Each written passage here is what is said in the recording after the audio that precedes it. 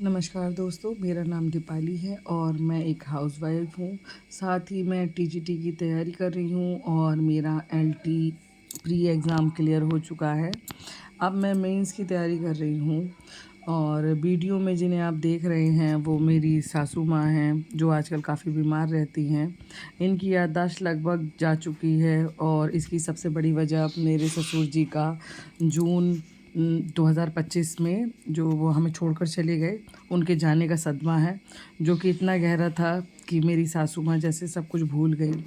उन्हें अब ये भी याद नहीं रहता कि वो कहाँ हैं या मैं कौन हूँ। वो ज़्यादा बोलती भी नहीं हैं, बस जब उन्हें ससुर जी की याद आ जाती है तो वो बहुत रोती हैं और बहुत मुश्किल से उन्हें शांत कराया जाता है।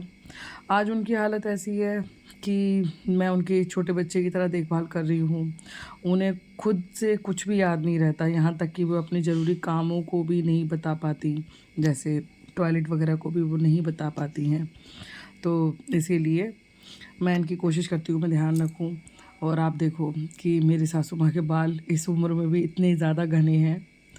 तो बस मैं उनकी छोटी-छोटी ज़रूरतों का ध्यान रखने की कोशिश करती हूँ और कोशिश करती हूँ कि इस उम्र में उन्हें अकेलापन महसूस ना हो और उन्हें वो प्यार और सहारा मिल सके जिसकी उन्हें इस समय सबसे ज़्यादा ज़रूरत है। और मैं बस वही कोशिश करती हूँ।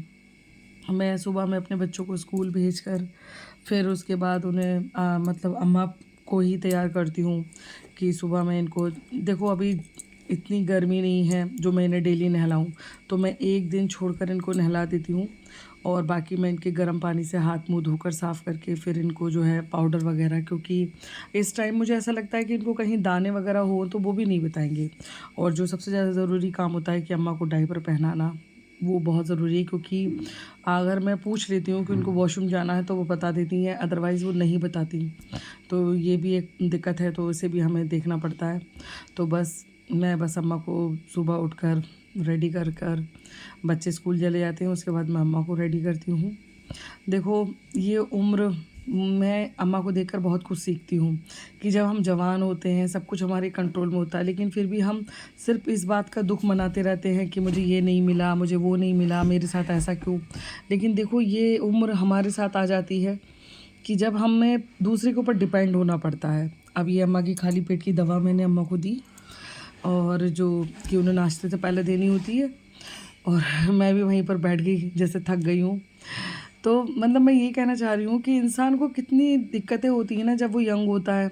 उसको अपनी परेशानियाँ ही ख़त्म नहीं होती, मुझे ये नहीं मिल रहा, मुझे वो नहीं मिल रहा, मुझे ऐसा नहीं हो रहा। देखो, ये उम्र कितनी, मतलब क्या बताऊँ कैसी है, जहाँ आप पूरी तरह से दूसरे पे डिपेंड हैं। अम्मा को मतलब मुझे बताना पड़ता है कि अम्मा देखो ये खाना है, यहाँ ये रखा है, तो वो ढूँढती हैं, खा लेती हैं। मतलब अब अम्मा का ट्रीटमेंट चल रहा है और मुरादाबाद के बहुत अच्छे डॉक्टर से चल रहा है, लेकिन डॉक्टर का कहना ये है कि अब ये पहले जैसी तो नहीं होंगी। बस इतना हो सकता है कि बस ये थोड़ा बहुत इम्प्रूवमेंट आए इनकी याददाश्त में, और मैं ये सोच रही हूँ शायद यूट्यूब पे ही कोई ऐसा डॉक्टर मिल जाए जो बताए। हम चाहते हैं कि इनकी याददाश्त थोड़ी बहुत तो वापस आई जाए, इतनी तो आई जाए कि ये हम लोगों को पहचान लें, अपने बच्चों को पहचानें और जो ज़रूरत के काम होते हैं उन्हें बता सकें, यानी इन्हें कहीं दर्द है तो बता दें या जो ज़रूरत की चीज़ें हैं वो बता दें। बस मैं ये चाहती हूँ और कुछ नहीं। और थोड़ी बहुत देर के लिए अम्मा को धूप में ही बैठाना बहुत ज़रूरी होता है, तो जब तक मैं नहा कर आई उसके बाद मुझे ना अम्मा को अपने सामने बैठाना होता है, क्योंकि ये उठकर चल देती हैं।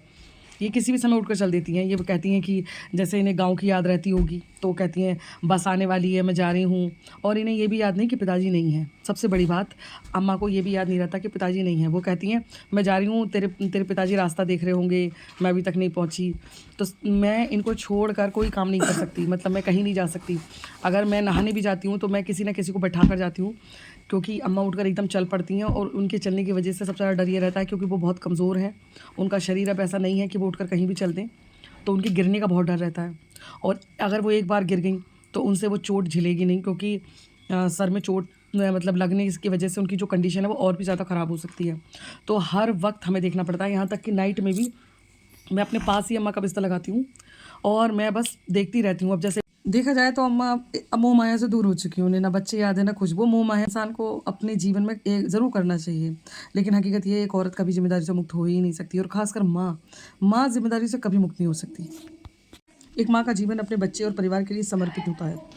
तो ये दिखाई दी कि रो रही हैं, तो मैं इनके पास गई, फिर मैंने इन्हें छुपाने की कोशिश की।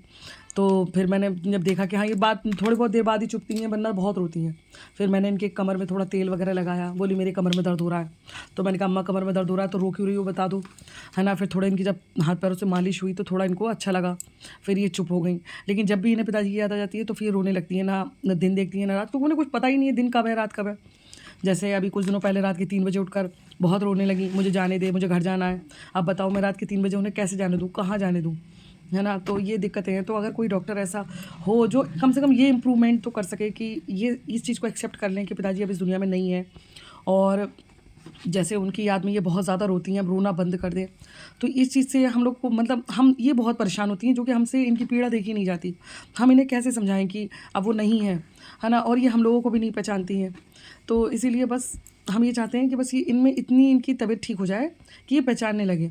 बाकी टाइम टू टाइम इनके खाने पीने का ध्यान, इनकी दवा का ध्यान मैं पूरी कोशिश कर रही हूँ कि मैं इनका अच्छे से केयर करूँ, जिससे कि दवाइयों की वजह से इनके अंदर इम्प्रूवमेंट आए। और बाकी उनसे खड़े होकर अकेले चल भी नहीं सकती, हम इन्हें अकेले जाने भी नहीं देते हैं, नहीं जा सकते अकेले। तो यार देखो यार, ये दिन भी आना होता है ज़िंदगी में और सबकी लाइफ में आता है। उम्र के इस पड़ाव पर आकर अम्मा सारी ज़िम्मेदारियों से मुक्त हो चुकी हैं। ना बेटे याद हैं, ना बेटियाँ याद हैं, ना बहुएँ याद हैं। सारी ज़िम्मेदारियों से मुक्त हो चुकी हैं। क्या कहाँ क्या हो रहा है कुछ नहीं, खेती-बाड़ी कुछ याद नहीं है। तो इसीलिए यार जब आप ठीक हो ना तभी कोशिश करो कि इन ज़िम्मेदारियों से थोड़ा मुक्त होने की, ताकि आप जीवन को जी सको। बाकी परिवार से प्यार करो, उनके साथ वक़्त गुज़ारो। लेकिन सच तो ये है कि एक औरत कभी ज़िम्मेदारी से मुक्त नहीं हो सकती।